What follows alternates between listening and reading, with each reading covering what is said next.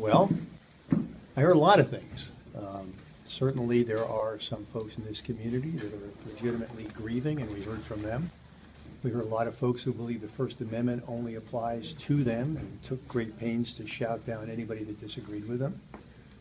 Despite my ongoing disagreements with the police union, I have to say that their members tonight conducted themselves, I thought, with great restraint, given the ad hominem invective that was being unleashed on their work personally and the police department generally. So, you know, this is a controversy. This is a tragedy. I've said it over and over again. It's a tragedy for the family, a tragedy for Officer Manning. It's a tragedy for the community.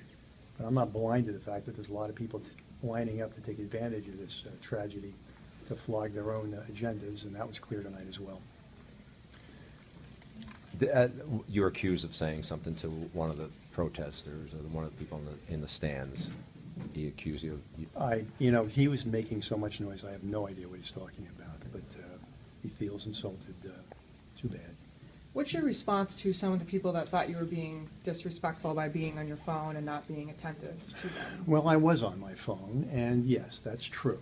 I was following developments with a 5-year-old little girl sitting on her dad's lap who just got shot in the head by a drive-by shooting. And if some of the people here gave a good goddamn about the victimization of people in this community by crime, I take some of their invective more seriously. The greatest racial disparity in the city of Milwaukee is getting shot and killed. Hello.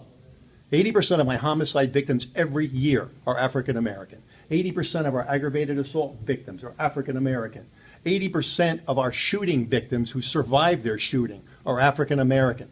Now, they know all about the last 3 people that have been killed by the Milwaukee Police Department over the course of the last several years.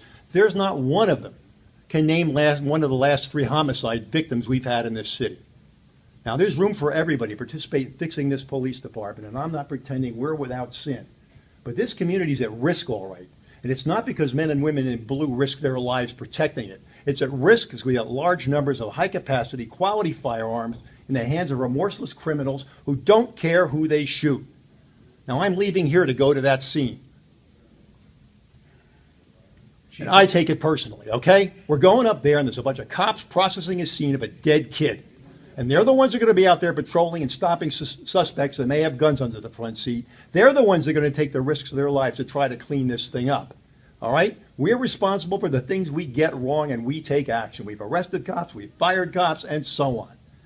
But the fact is that the people out here, some of them, who had the most to say, are absolutely MIA when it comes to the true threats facing this community, and it gets a little tiresome. And when you start getting yelled at for reading the updates of the kid that got shot, yeah, you take it personal, okay? Now, no offense, but I'm going up there now.